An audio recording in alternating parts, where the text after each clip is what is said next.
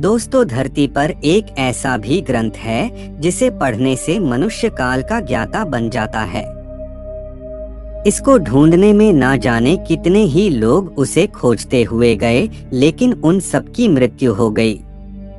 जो लोग काल का शिकार बन गए, उन सब में एक समानता थी कि वे उस ग्रंथ का उपयोग जानते थे। असल में किसी को भी उस ग्रंथ का ठिकाना मालूम नहीं था। सभी ने अपने अपने तरीके से उसे खोजने में अपनी जिंदगी लगा दी थी, पर कामयाब एक भी न हुआ था। वास्तव में काल, जिसको समय कहा जाता है, उसके साथ थोड़ी सी छेड़छाड़ इतिहास बदल देती है।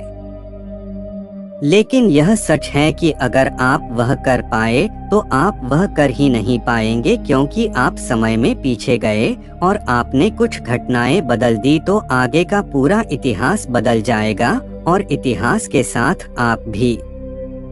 मतलब आप इतिहास बदलने के लिए गए, यह परिस्थिति ही उत्पन्न नहीं होगी। इसका सीधा अर्थ यह है कि आपने समय बदला ही नहीं, मतलब इतिहास वैसा का वैसा ही है। लेकिन यह सब सुनी सुनाई बातें हैं। आइए आगे जानते हैं। उससे पहले आप सभी का स्वागत है हमारे चैनल पर।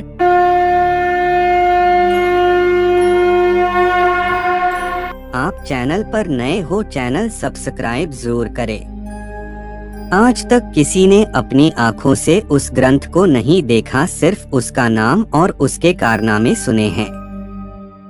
उस ग्रंथ का नाम है नीलावंती।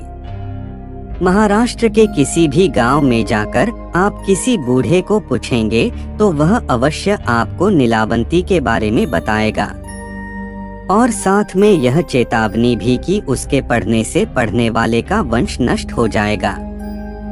सबसे महत्वपूर्ण बात, यह ग्रंथ पढ़ने से पढ़ने वाले को पशु पक्षियों की भाषा समझ में आने लगती है। जिन्होंने उस ग्रंथ के बारे में सुना है, उन्होंने भी उनसे सुना है। जिन्होंने उस ग्रंथ के बारे में सिर्फ सुना है, देखा नहीं है, और ऐसे ही यह पता नहीं कहाँ तक जा सकती है।